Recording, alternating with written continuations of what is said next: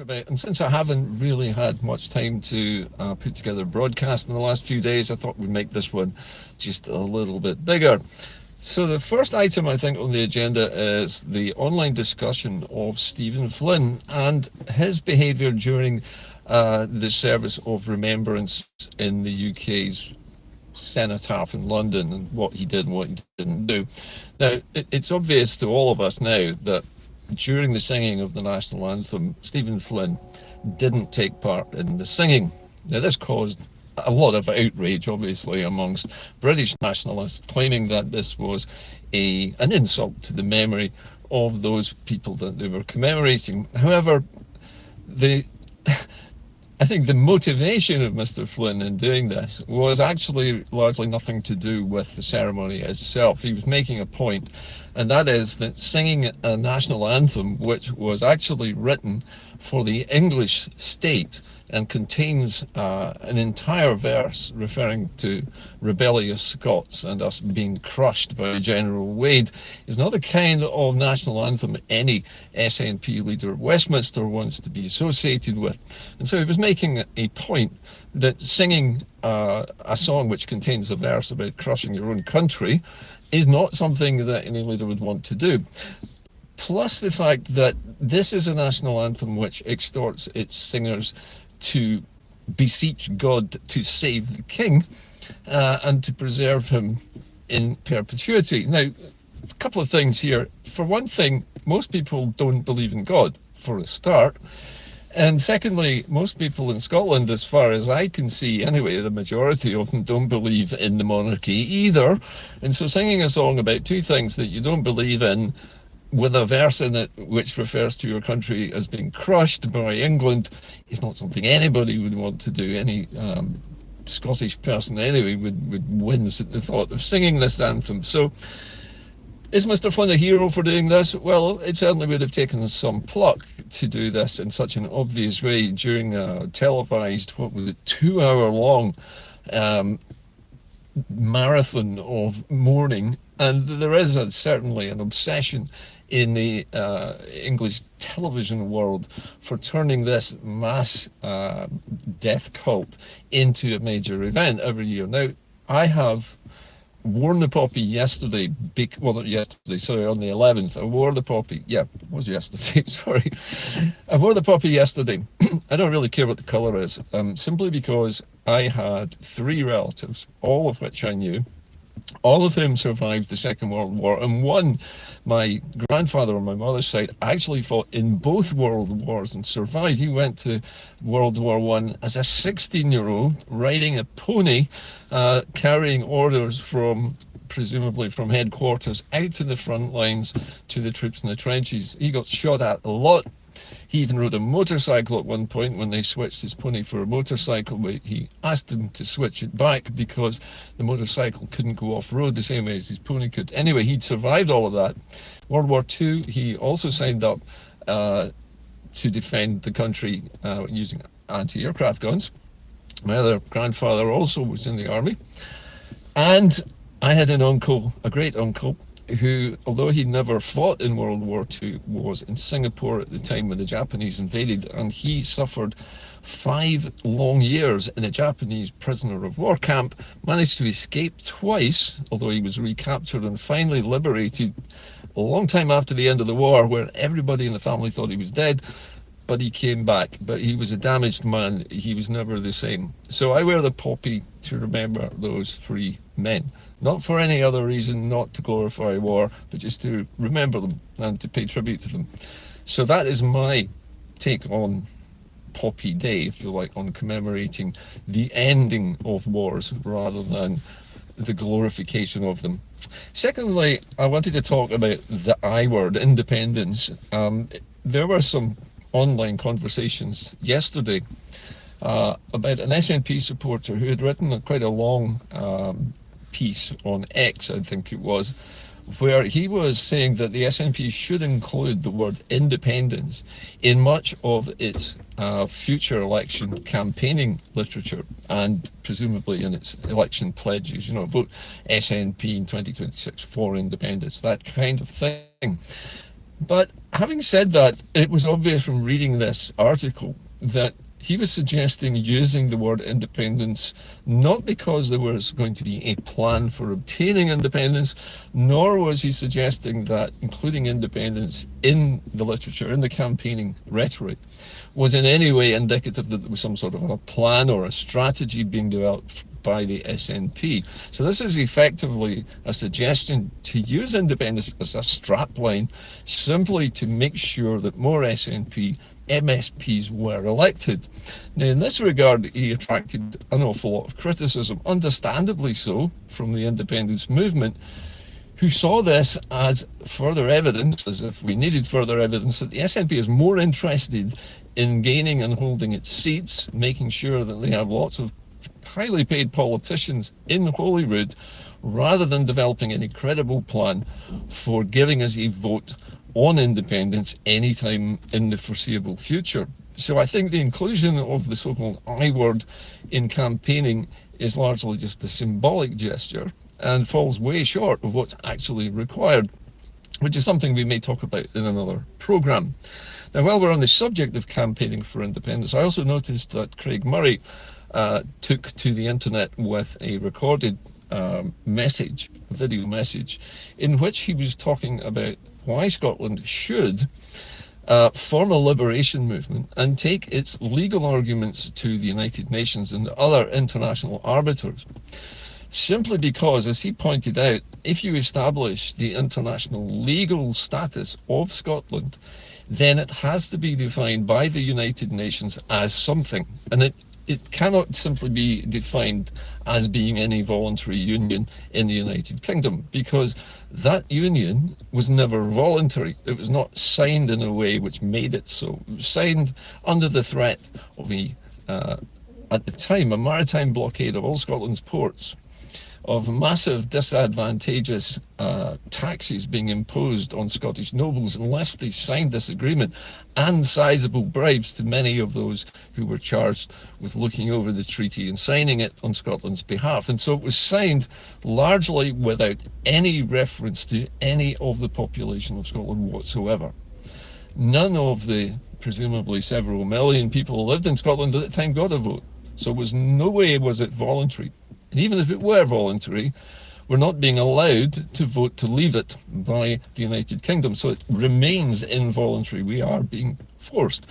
And that leaves the United Nations with two possible legal definitions if this challenge is made. And one of them would be that we are a UK Crown dependency. Now, that is something where the UK has seized some territory for the Crown. Now, remember, this is the Crown of England, because the Crown of Scotland is separate and is protecting it, usually by naval force in the old days. So that means that Scotland would be effectively a colony which is protected by the Crown. In other words, the English Crown by force. That's a very old style of colonialism, which perhaps maybe doesn't fit the bill here. But on the other hand, the other option would be simply to describe Scotland as what it is, a colony of England. But either way, whatever definition the UN finally comes up with, based on the presentations being made by Liberation Scotland, they have to define it as something. And it cannot be defined, as I've already said, for the same reasons, that it cannot be said to be a voluntary union. And certainly cannot be said to be a voluntary union when it's being asset stripped, when its land is being seized and parcelled out to private companies for free ports and special economic zones, when all of its natural assets are basically sold off to the private sector by the British state, who claim them in the name of the Crown of England, because the Crown of Scotland has absolutely nothing to do with this, all of which makes us basically an exploitation colony. And because we are also now denied the opportunity to use regular democratic means to obtain independence, we can also say that we are being forced. We are not being given democratic means to leave, and therefore this is not a democratic state that we live in, nor is it any form of voluntary union. It's simply forced, coerced colonialism and exploitation. Now, once that's demonstrated and that definition has been recorded in the United Nations and at several of the international courts, International Court of Justice, perhaps International Court of Human Rights as well. Once that has all been done, then that leaves the Scottish Government, when it's elected in Holyrood, free to hold a referendum on the subject of ending the Union at any time it wants, and there would be nothing that the United Kingdom could do short of using force on the streets to prevent that from happening. But again, this is a little way in the future, and as you know, I've mentioned to you many times that Salvo is preparing this case. At the moment, I can tell you that the state of play with the Salvo legal presentation to the UN and other arbiters is that they're seeking a KC, a King's Counsel, a senior lawyer, senior advocate, to represent Scotland in what is effectively the biggest class action in Europe. The entire nation of Scotland taking the United Kingdom to court over the definition of Scotland's status.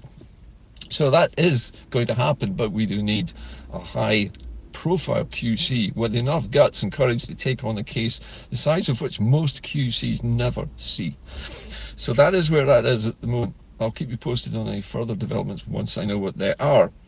And that leads me to hopefully a piece of good news to round out the show. I mentioned in the earlier programmes that Inde-Car is about to enter talks with the Scotland Channel, and that will be happening, in fact, the day after tomorrow, on Thursday, when I'll meet with the CEO of the Scotland Channel, which has been developing extremely well since its recent launch a couple of months ago. Now, the Scotland Channel has been gradually building its audience to over, I think the last time I looked, it was over 57,000. And because it's growing so quickly, it's been suggested to me by the CEO that we might want to do some kind of collaboration where Inde-Car programs like this one would be collated into three, so it'll be 3 programs a week. And the idea is that there will be some filming done to bookend the front, the beginning of this program and the end of it, so it becomes a more professionally produced television program with start titles and end titles, including some filming of me in a car and some other things along the way.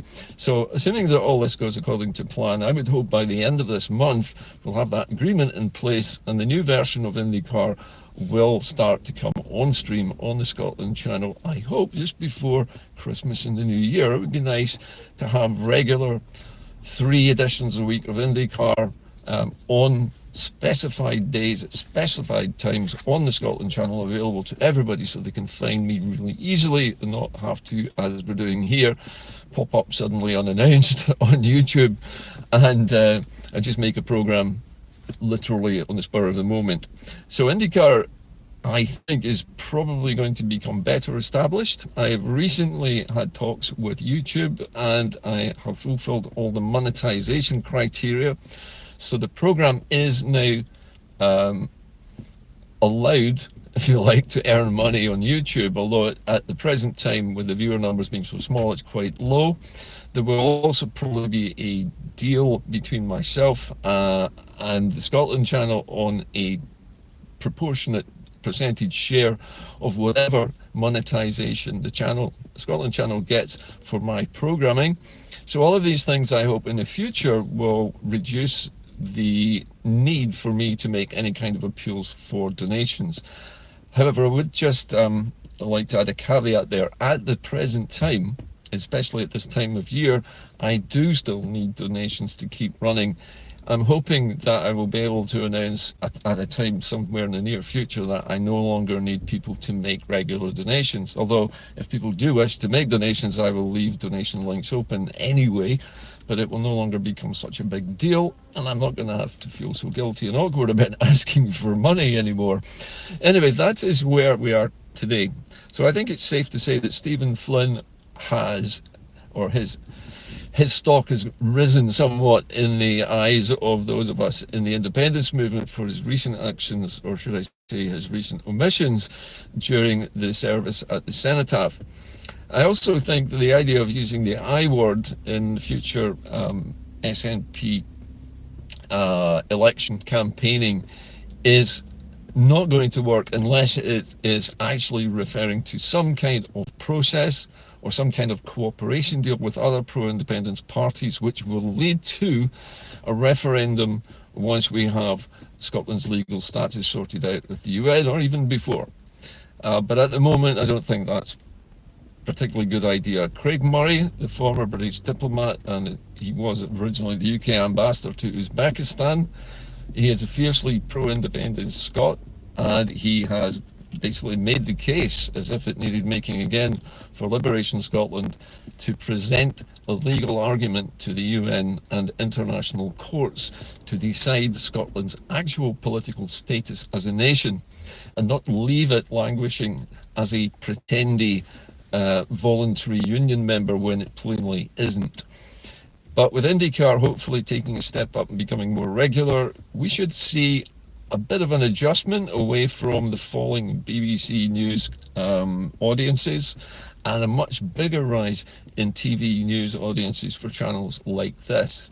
Now, I can tell you that actually since Donald Trump was elected, the channel which his campaigning organisation set up has seen a massive increase in viewer numbers since he was elected. So we know that, if you like, private venture programming off the mainstream news media is growing in America on the back of the political success of Donald Trump. If we can get a similar growth in our online media here, we can certainly counteract the huge negativity that flows constantly out of our televisions, radios and newspaper pages here in Scotland, and perhaps give people the news that they actually want to hear and want to know, the good news about Scotland, why it's doing so well, how capable it is, and why it should be independent, and why its political leaders should get their fingers out and actually start campaigning, not just with the I word, but with a concrete plan and with allies in the other parties, so that when we do vote in 2026, it will result in some positive movement towards an independence referendum. That is all I have for you today. Thank you for staying to the end. Again, I'm seeing quite good audience numbers. I'm just also trying to read some of the comments here. And people are saying best wishes for a collaboration with the Scotland channel. Thank you very much. I will read all your comments later. I am planning to introduce things like stars and rewards for people who want to ask questions with a donation. I will do things like shout outs and name checks online at some point, once I get a bit more used to the idea of using monetization. But in the meantime, thank you for watching. Keep the faith, keep faith in yourselves and the rest of the movement, and let's face the future together with a bit more optimism, especially going into the winter months, when hopefully we'll see Inde-Car becoming much more regularly entrenched in the TV landscape. Thank you for watching. I'll see you soon. Bye bye for now.